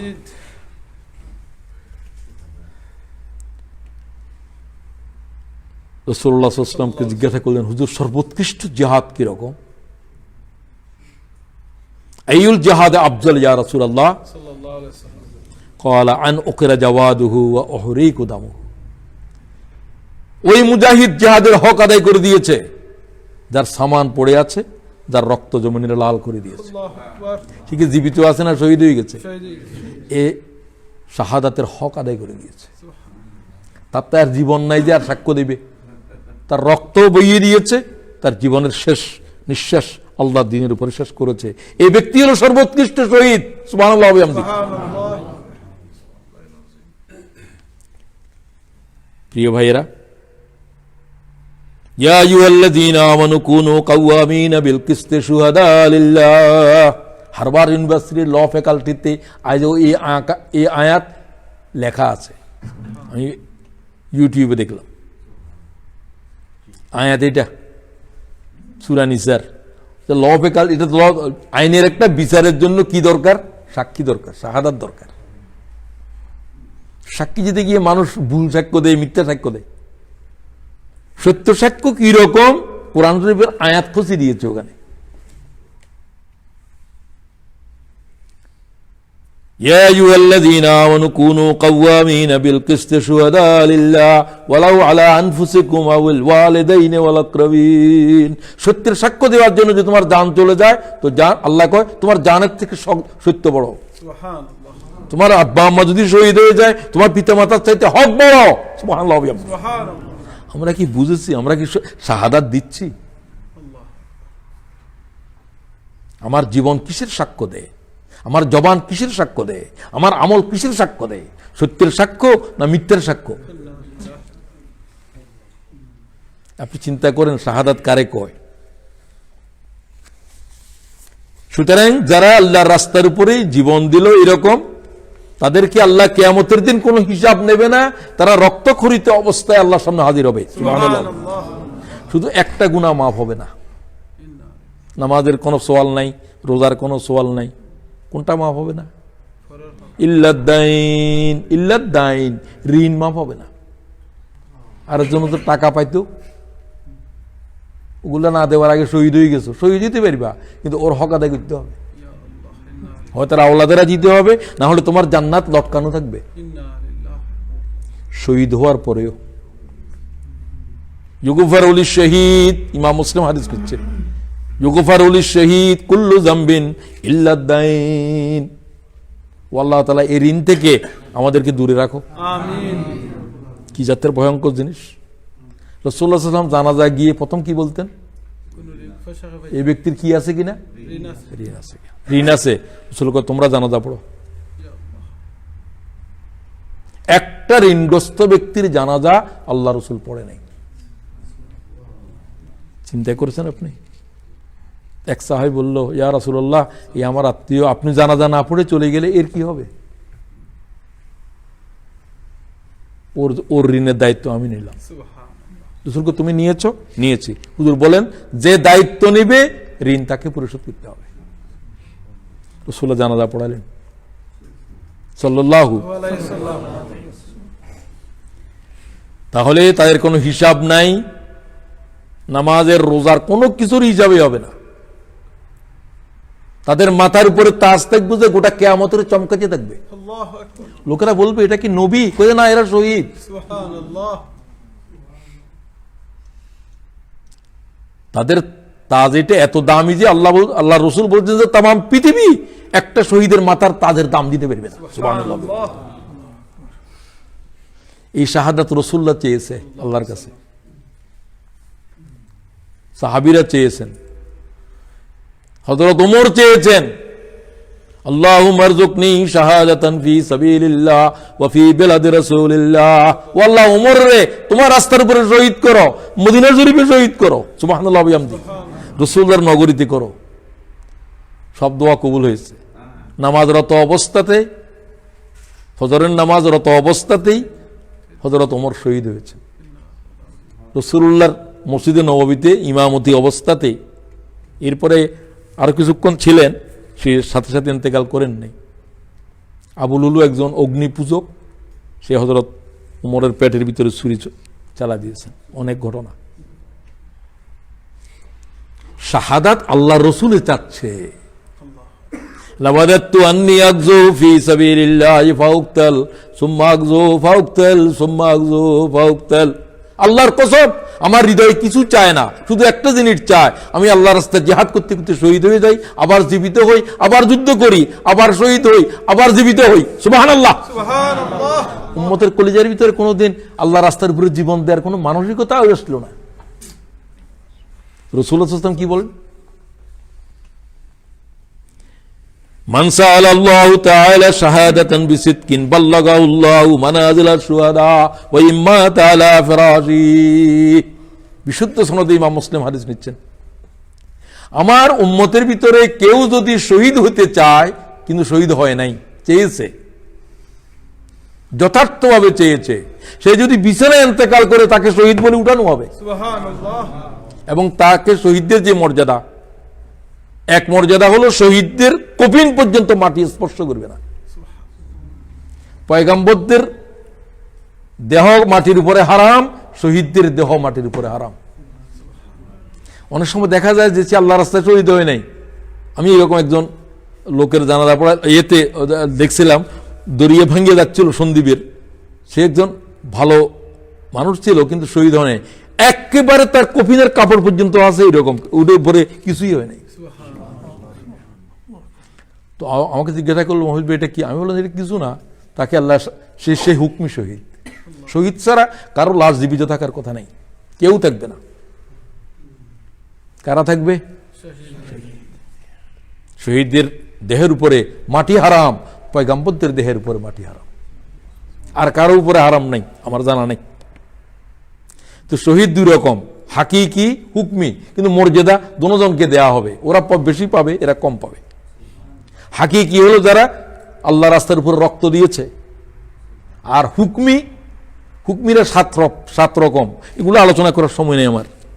7 রকম, তার ভিতরে এটাও একটা যে যারা শাহাদাত চাইবে তাদেরকে আল্লাহ হুকমি শহীদ হিসেবে উঠাবে। সুবহানাল্লাহ। বহুত বড় বড় যোদ্ধা এরকম ছিল। সবচেয়ে বড় বাগা রাসূলুল্লাহ সাল্লাল্লাহু আলাইহি ওয়াসাল্লাম সাহাবীদের ভিতরে যোদ্ধা ছিলেন কে? খালিদ। 100টার উপরে যুদ্ধে বিজয়ী হয়েছেন, কোন যুদ্ধে জীবনে পরাজিত হয় নাই। সে যখন বিছনায় মারা যাচ্ছে, সে গড়ায় গড়ায় কাঁদতেছিল। তার স্ত্রী বলছে, তুমি এভাবে কাঁদছো কেন? বলছে, তুমি আমার শরীরের দিকে তাকাও। কয়ে তাকাইলাম, কি দেখছো? Hundreds of battle স্কার্স। তোমার শরীরে শুধুমাত্র তরবারির খোঁচা, বল্লমের নেজার দাগ। বলছে, হ্যাঁ, আমি মনে করেছিলাম যে আমি যুদ্ধের জমিনে শহীদ হব। বিশেষ করে আমি যেদিন আমার হাতে 8খানা তরবারি ভেঙেছিল ইয়ারমুকের যুদ্ধে, 1 লক্ষ রোমান সৈন্য আমাদের পায়ের নিচে ছিল। সুবহানাল্লাহ। সেদিন সর্বশ্রেষ্ঠ ইয়ামনি তরবারি শত্রুদের হাড্ডির উপরে আঘাত করতে করতে 8খানা তরবারি আমার হাতে ভেঙেছে ইয়ারমুকের যুদ্ধে। আমি সেদিনও শহীদ হইনি, যেদিন আমি রক্ত দিয়ে গোসল করেছিলাম। তার স্ত্রী বুদ্ধিমতী ছিল। স্ত্রী বলল, খালেদ, তোমাকে রাসূলুল্লাহ কি বলছে? আমাকে সাইফুল্লাহ বলছে, আল্লাহর তরবারি। আল্লাহর তরবারি কি জমিনে বুলন্টিত হইতে পারে? সুবহানাল্লাহ। তুমি কি করে পরাজিত হবে? তোমার আকাঙ্ক্ষার কারণে তুমি শহীদ হবে। সে হেসে উঠলো, আমি তোমার উত্তরের উপরে সন্তুষ্ট। এবং এরপরে খালেদ ইন্তেকাল করলো। এ হলো খালেদ যে উঠবে শহীদ হয়ে, এটা কি শহীদ? হাকিকি নয়, হুকমি। কি? একটা মায়ের সন্তান প্রসবের সময় মারা গেল, শহীদ। করোনায় মারা গেল, এরা কি ওয়াল মাকতুন শহীদ, বিশুদ্ধ ব্যাধিতে রয়েছে, যারা মহামারীতে মারা যাবে এরা সব শহীদ হবে। সুবহানাল্লাহ। তো যাই হোক, শহীদদের উপর আর কথা বলছি না, নেককারদের উপরে কথা বলে একটু শেষ করতে চাই, কারণ এটা আমরা এখানে ঢুকতে হবে। ইনশাআল্লাহ, আল্লাহুম্মা আমিন। আল্লাহ আমাদেরকে সালেহিনদের ভিতরে শামিল করো। আমিন। এখানে আগের লোকেরাও বেশি থাকবে, পরের লোকেরাও বেশি থাকবে। সুল্লাতুম মিনাল আউয়ালিন ওয়া সুল্লাতুম আখিরিন, এটা হলো সালেহিন। ইন্নাল্লাযীনা আমানু ওয়া আমিলুস সালিহাতি কানাত লাহুম জান্নাতুল ফিরদাউসি নুজুলা। নেককারদের জন্য আল্লাহর জান্নাতের শুধু মেহমানদারের জন্য আল্লাহ প্রস্তুত করে রেখেছে। প্রতি রমজানে একবার এটার ক্লিনিং হয়, ওখানে কোনো ময়লা নাই, তারপরে করায় আর কি সৌন্দর্যের জন্য। আচ্ছা, এখন আর সেদিকে যাচ্ছি না। রাসূলুল্লাহ সাল্লাল্লাহু আলাইহি ওয়াসাল্লামের ইন্তেকালের সময় ওয়া হাসুনা উলাইকা রফিকা, যারা এদের ভিতরে শামিল হয়েছে তাদের চাইতে উত্তম সাথী আর কেউ নেই। আমি শুধু একটা হাদিস বলতে চাই, রাসূলুল্লাহ সাল্লাল্লাহু আলাইহি ওয়াসাল্লাম হযরত মা আয়েশার ঘরে ছিলেন এবং ইন্তেকালের সময় তার মাথা কোথায় ছিল? আয়েশার বুকের ভিতরে। তিনি বলেন রাসূলুল্লাহ সাল্লাল্লাহু আলাইহি ওয়াসাল্লামের কি অবস্থা ছিল, হাদিস অনেক লম্বা। ওয়াহবিল মাউত ইনদাহু কদাহুন, হুজুরের সামনে একটা পাত্র ছিল পানিওয়ালা, ফিহি মাউন ওয়া হুয়া ইয়াদখুলু ইয়াদাহু, হুজুরের হাত সেখানে ডুবাচ্ছিলেন কাদার ভিতরে। সুম্মা ইয়ামসাহু, হুজুরের মা চেহারার উপরে পানি টানছিলেন, মুছতেছিলেন। সুম্মা ইয়াকুলু আল্লাহুম্মা ইন্নী আলা মুনকারাত, আল্লাহুম্মা ইন্নী আলা সাকারাতিল মউত, ও আল্লাহ আর মউতের কষ্ট থেকে রেহাই দাও। কে বলতেছে? মুহাম্মদ রাসূলুল্লাহ সাল্লাল্লাহু আলাইহি ওয়াসাল্লাম মউতের পিছনে বলতেছে, আল্লাহ আমার মউতের কষ্ট থেকে পানা দাও। মউত কষ্ট না কষ্ট নয়? ইন্না মাউতি সাকরা, ইন্না মাউতি সাকরা, এটা হুজুরের লফজ। নিশ্চয় মউত কষ্টদায়ক, নিশ্চয়, কারণ জানটা যাওয়াটাই একটা কষ্টদায়ক। মালাকুল মউত বলছে, ইয়া রাসূলুল্লাহ, আপনার মতো এই জাতের কারো জান আমি কবজ করি নাই, আমি আপনার শরীরের উপরে হাতও লাগাতে চাচ্ছি না। কারণ একেবারে সচেতন অবস্থায় রাসূলুল্লাহ দুনিয়া থেকে যাচ্ছে, কথা বলে বলে। তো মা আয়েশা বলতেন, সামাইতুন নবিয়্যা মা মিন, হুজুর পাক সাল্লাল্লাহু আলাইহি ওয়াসাল্লাম বললেন যে প্রত্যেক পয়গম্বরকে মউতের সময় আল্লাহ তাআলা জিজ্ঞাসা করে, আপনি কি আরো থাকবেন না চলে যাবেন? কথা খেয়াল করেন। ইয়ামরাজু ইল্লা খুয়্যিরা বাইনাদ দুনিয়া ওয়াল আখিরা, প্রত্যেক পয়গম্বরকে এটা জিজ্ঞাসা করে। কোন পয়গম্বর থাকতে যায় না, শুধু মুসা আলাইহিস সালাম বলছিল, মালাকুল মউতের চর মেরে দিয়েছিল, চোখ বাইর করে ফেলছে। কালকে আমি তুর পাহাড়ে কথা বললাম, আল্লাহ আর মউত সম্পর্কে বললো না, তুই আর মউতের খবর নিয়ে আসলি, বেয়াদব। আল্লাহরে কই, ও আল্লাহ তাআলা আমার চর মেরে তো ভালো হয়ে যাবে।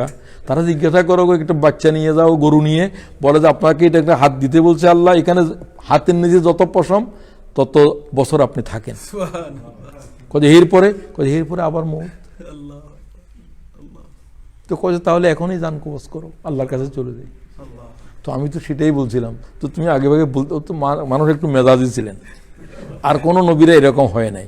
মা আয়েশা বলছে, রাসূল পাক সাল্লাল্লাহু আলাইহি ওয়াসাল্লাম সেই অবস্থার ভিতরে পড়তেছিলেন এই আয়াতের অংশটা। আমি কনক্লুশনে আসতেছি। প্রথম শব্দ দুইটা বাদ, এটা হুজুরের সাথে আমাদের সাথে, হুজুরের ইত্তেবা, হুজুর এটা বলতেছে না। মান নাবিয়িন, হুজুর বলতে আনআমাল্লাহু আলাইহিম মিনান নাবিয়িন ওয়াস সিদ্দিকিন ওয়াস শুহাদা ওয়াস সালিহিন, ও আল্লাহ আমাকে নবীদের সাথে, সিদ্দিকিনদের জমরার ভিতরে, সালেহিনদের সাথে, আল্লাহ তাদের দলের ভিতরে আল্লাহ আমাকে পৌঁছে দাও। মা আয়েশা বলছেন, তো রাসূল সাল্লাল্লাহু আলাইহি ওয়াসাল্লামের কাছে যখন ইজাজত চেয়েছে, হুজুর দুনিয়া থাকতে আর চায় নাই, এটা বোঝানোর জন্য বলছে তাদের সাথে মিশাই দাও। তাহলে কি থাকতে চাচ্ছেন না চলে যেতে চাচ্ছেন? ওয়াকুলু আল্লাহুম্মা গফিরলি ওয়ারহামনি ওয়ালহিকনি বিস-সালিহিন ওয়ালহিকনি বির-রফিকিল আলা। তিনি বলতেছিলেন, আল্লাহুম্মা গফিরলি ওয়ারহামনি ওয়ালহিকনি বির-রফিকিল আলা, রাওয়াহু মুসলিম। তিনি বলছেন, হে আল্লাহ আমাদের ক্ষমা করে দিন। ইস্তেগফার, আল্লাহর পয়গম্বরের কোনো গুনাহ নাই, মউতের বিছানায় ইস্তেগফার। ইস্তেগফার জিহ্বার উপরে লাজেম রাখেন, লাজেম।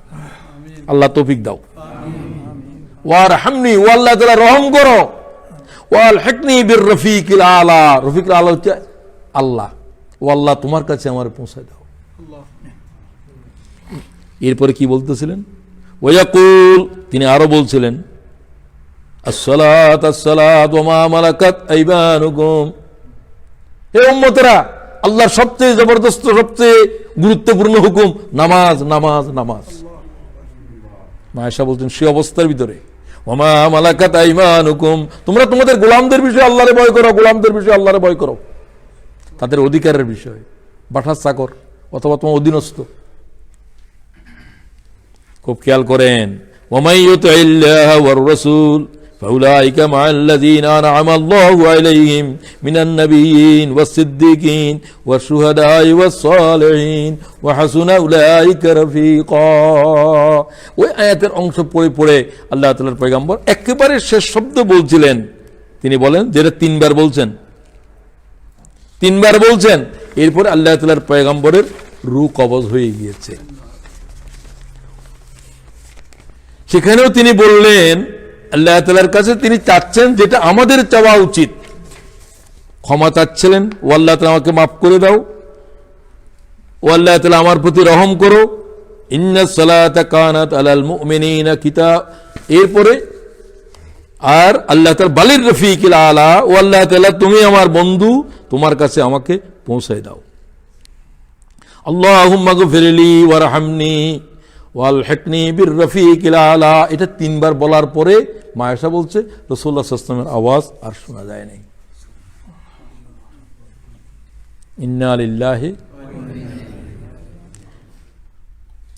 এই যে আমরা প্রতিদিন নামাজের ভিতরে পড়ি ইহদিনাস সিরাতাল মুস্তাকিম সিরাতাল লাযিনা, আল্লাহ তুমি যাদের প্রতি এনাম করেছো, অনুগ্রহ করেছো, তাদের মধ্যে আমাদেরকে তাদের পথে পরিচালিত করো। তো তারা কারা? নবী, সিদ্দিক, শহীদ, সালেহীন। এরপরে বলছে আল্লাহ এদের ভিতরে আমাদেরকে নিও না। প্রথম বললো তো এদের মধ্যে নাও, এদের সাথে সাথী করো। গায়রিল মাগদুবি আলাইহিম, মাগজুবদের কাছে মানে যারা গজব প্রাপ্ত এবং যারা পথভ্রষ্ট, গজব প্রাপ্ত এবং পথভ্রষ্ট। কারা গজব প্রাপ্ত? ইন্নাল মাগজুবি আলাইহিমুল ইয়াহুদ ক্বালা রাসূলুল্লাহ। হুজুর বলছেন কোন জাতির উপর আল্লাহ বেশি গজব দিয়েছে? কথা বলে না কেন? ওয়া ইন্না দাল্লিনান নাসারা, দাল্লিনান নাসারা, রাওয়াহু আহমদ, রাওয়াহু তিরমিজি। এবার আসেন আমরা কিভাবে আল্লাহ রাসূলের ইতিআত করব। অল্প সময়ে কথা শেষ করে দিচ্ছি। এতক্ষণ কথা বললাম যে এই কথাটা বলার জন্য, মাই ইউতিইল্লাহ ওয়ার রাসূল যেটা দিয়ে শুরু হয়েছিল ওইটা দিয়ে শেষ করতেছি। আমাদেরকে আল্লাহ এবং রাসূলের ইতিআত করতে হবে। রাসূলের ইতিআতকে বলা হয় ইত্তেবা। যেহেতু রাসূল সামনে আছে, তিনি কিভাবে নামাজ পড়েন তোমরা সেভাবে পড়ো, এটা ইত্তেবা। যেভাবে তিনি রুকুতে যান তোমরা সেভাবে যাও, যেভাবে তিনি দাঁড়ান তোমরা। সল্লু কামা রাআইতুমুনি, বলেন সল্লু কামা রাআইতুমুনি উসাল্লি, রাওয়াহুল বুখারী। আমাকে যেভাবে নামাজ পড়তে দেখো সেভাবে নামাজ পড়ো। আমাকে যেভাবে, সব আমল এরকম, আমাকে যেভাবে রোজা করতে দেখো সেভাবে রোজা করো। হজের মধ্যে রাসূলুল্লাহ বলছে আমি যা করি তোমরা তাই করো, আমি যা করি তোমরা তাই করো। খুযু আন্নি মানাসিকাকুম, খুযু আন্নি মানাসিকাকুম। সাহাবীরা বলে হুজুর আমরা তো হজ আর করি নাই। হুজুর কয় যে আমি যা করি তাই করো। দেখো আমি উটের উপরে হজ করতেছি। রাসূলুল্লাহ হজ করেছেন কিসের উপর? কসওয়ার উপর। কেন? সবাই যেন দেখতে পারে। ১০০ লক্ষ সাহাবী হজ করতেছে হুজুরের সাথে। তো রাসূলুল্লাহ সাল্লাল্লাহু আলাইহি ওয়াসাল্লাম কিভাবে? তিনি উটের উপরে দেখাই দিচ্ছেন, সব নিজে নিজে করতেছেন, তলবিয়া পড়তেছেন, তোমরাও সেভাবে করো, সেভাবে নামাজ পড়ো, সেভাবে হজ করো, সেভাবে রোজা করো। আমাদের নিজস্ব কিছু করার নাই। জীবনের প্রতিটি ক্ষেত্রে, প্রতিটি সময়ে, প্রতিটি ওয়াক্তে আল্লাহ তাআলার বন্দেগীর জন্য আমাদেরকে বানানো হয়েছে। সে বন্দেগী করতে হবে কার তরিকায়? প্রত্যেক বন্দেগীর সাথে 4টা জিনিস আছে। খুব খেয়াল করেন। অনেকেই বলেন আমাদের কাছে আল্লাহর কোরআন আছে, রাসূলের কি দরকার? কি দরকার? আমি তোমার 4টা কথা বলতেছি, তুমি বলো। প্রত্যেকটা ইবাদতের সাথে 4টা জিনিস আছে। যেমন সালাত, নামাজ। সালাদটা কি? আল্লাহর হুকুম, আল্লাহর জিকির, জিকিরুল্লাহ আকবর, সর্বোৎকৃষ্ট জিকির কি? নামাজ। আচ্ছা, 2 নম্বর, কখন, কিভাবে, কতটুকু? প্রত্যেক ইবাদতের সাথে আমরা নামাজ কখন পড়ব?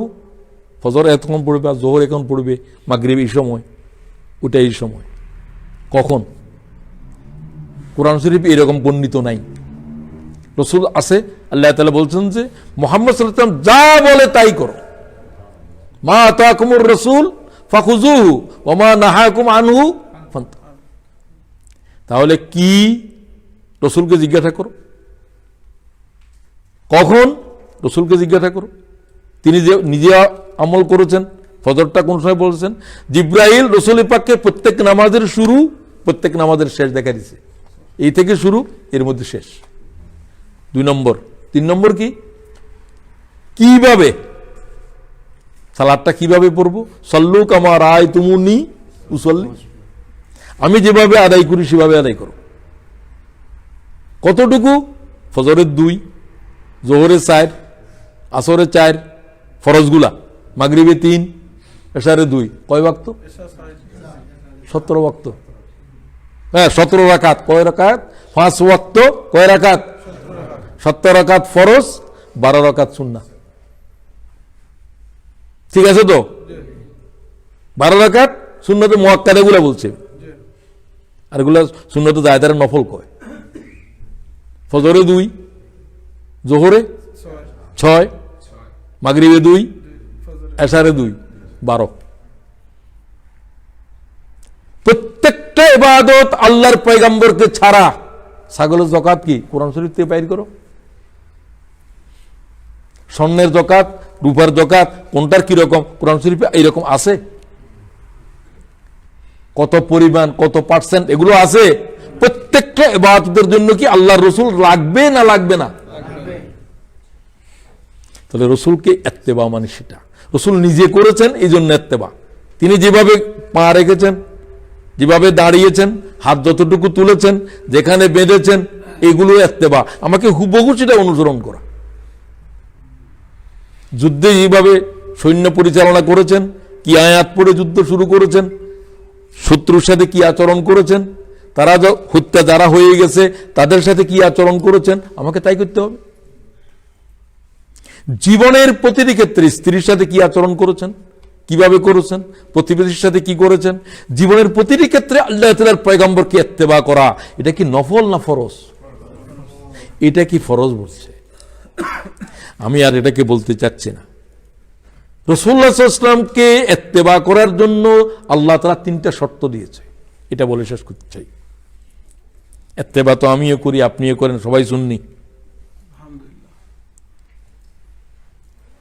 আল্লাহ তাআলা যে আয়াতটা বলার সময় কসম খেয়েছে, ফালা ওয়া রাব্বিকা লা ইউমিনুন, আমি আপনার রবুবিয়তের আমি আপনার রব তার রবুবিয়তের কসম খেয়ে বলছে তারা মুমিন নয়। মুমিন নয় বলতে পারত, আমি আল্লাহ কসম খেয়ে বলছি তারা মুমিন নয়। এটা কি কাফেরের জন্য না ঈমানদারদের জন্য? তাহলে প্রথম আল্লাহ তাআলা কসম করে বলছেন, এবং আল্লাহ অন্য জিনিসেরও কসম খায়। এখানে আল্লাহ তার রবুবিয়তের কসম খেয়েছে। হাত্তা ইউহাক্কিমুকা ফীমা শাজারা বাইনাহুম, ততক্ষণ পর্যন্ত কোন মুমিন ঈমানদার নয়, আমি আল্লাহ কসম খেয়ে বলছি। তারা যদি তাদের যাবতীয় বিষয়ে, বিতর্কিত বিষয়ে, অথবা যে বিষয়ে তারা জানে না, একে অপরের বিতর্ক করে, সমস্ত বিতর্কিত বিষয়ের উপরে যতক্ষণ পর্যন্ত আপনাকে সিদ্ধান্তকারী হিসাবে গ্রহণ না করবে।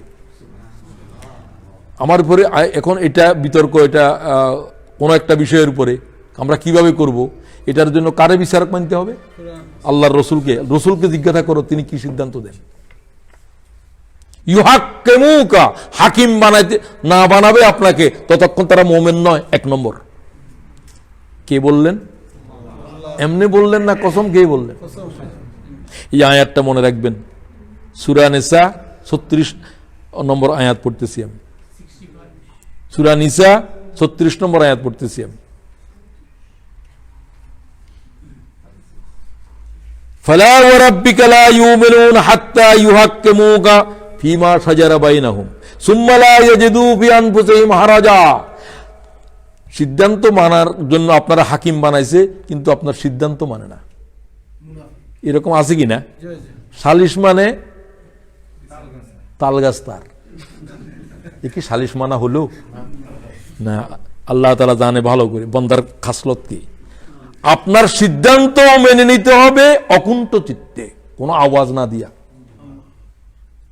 আপনি সিদ্ধান্ত দিয়েছেন যে আমার পছন্দ হচ্ছে না, এটা কি চলবে?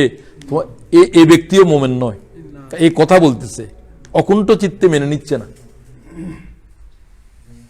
2 নম্বর, সিদ্ধান্ত গ্রহণ করার দায়িত্ব আল্লাহর উপরে, আল্লাহ রসুলকে ছেড়ে দাও এবং তার সিদ্ধান্ত মেনে নাও। কিভাবে? বিনা প্রতিবাদে, কোরআনের আয়াত, কোন কথা ছাড়া। ওয়ায়ুসাল্লিমু তাসলিমা, এবং তার সিদ্ধান্তের কাছে সারেন্ডার করো, এবং তার এই সিদ্ধান্তের উপরে কোনো বিচারের উপরে আবার বিচার করার কি বলেন আপনারা? সানি। মুহাম্মদের উপরে যারা সানি করে, আচ্ছা এটা তো রাসূলুল্লাহ বলছে, ওমরের জিজ্ঞাসা করে আপনি একটু এটা ফয়সালা করেন, এর সাথে আমার এই বর্ম নিয়ে দ্বন্দ্ব। যদিও একটু রাওয়ায়াত দুর্বল, কিন্তু ইমাম এটা এও আনছে। এখনকার সবচেয়ে বড় গুরুত্বপূর্ণ তাফসীর হলো কি? ইবনে কাসির। ইবনে কাসির হযরত দুইজনের ভিতরে সালিশ, যে টিকে নাই, যে হেরে গেছে, সে বলল যে আমি বিপদ, রাসূলুল্লাহ তো বিচার করে দিয়েছে, এটা তোমার, আমার কাছে মনে হচ্ছে যে আরেকটা একটু জিজ্ঞাসা করে না ওমরে কি বলে। ও বলছে রাসূলুল্লাহ ফয়সালা দিয়েছে, ওমরে কি বলবে, তবু একটু দেখি না। তো হযরত ওমর বলল যে রাসূলুল্লাহ ফয়সালা করছে, এখন ও মানতেছে না, আপনার ফয়সালা চায়, তাই নাকি? তোমাদের এই বিষয়ে কি রাসূলুল্লাহ ফয়সালা করছে? কয় হ্যাঁ।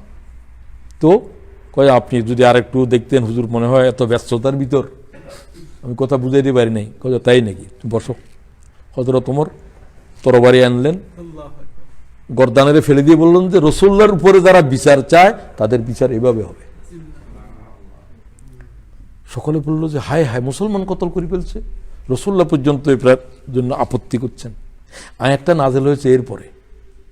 আল্লাহ তাআলা বললেন যে ওমর যারা হত্যা করেছে সে মুমিন নয়, আমি আল্লাহ কসম খেয়ে বলছি। বুঝছেন নি আপনি এখন? কয়টা শর্ত? সব কিছুর জন্য কার বিচারক মানতে হবে? সবাই বলেন, বিচারক মানলে হবে না, বিচারও মানতে হবে। বিচারও মানলে হবে না, বিচারের উপরে আর কি করা যাবে না? ওয়ায়ুসাল্লিমু তাসলিমা।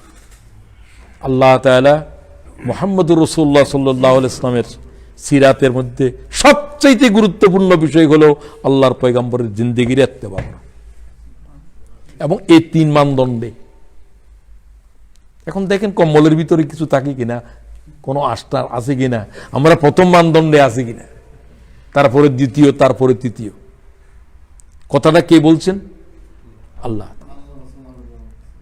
আল্লাহ তাআলা আমাকে, আমার ভাইদেরকে, বোনদেরকে যারা শুনছেন আলোচনার, আমাদেরকে জীবনের প্রতিটি ক্ষেত্রে, প্রতিটা বিষয়ে সিদ্ধান্ত গ্রহণকারী হিসাবে আল্লাহ রসুলকে এবং তার সিদ্ধান্তকে মেনে নেওয়া এবং তার সিদ্ধান্তকে ইত্মিনানের সাথে তার কাছে সারেন্ডার করার আল্লাহ তাআলা আমাদেরকে তৌফিক দাও। রব্বানা যালামনা আনফুসানা ওয়া ইল্লাম তাগফির লানা ওয়া তারহামনা লানাকুনান্না মিনাল খাসিরিন। আয় আল্লাহ, যারা এতক্ষণ পর্যন্ত নীরবে বসে মুহাম্মদুর রাসূলুল্লাহর হায়াতের উপরে আলোচনা শুনলো, ও আল্লাহ তুমি এই মানুষগুলোকে জাহান্নামে জ্বালাইও না।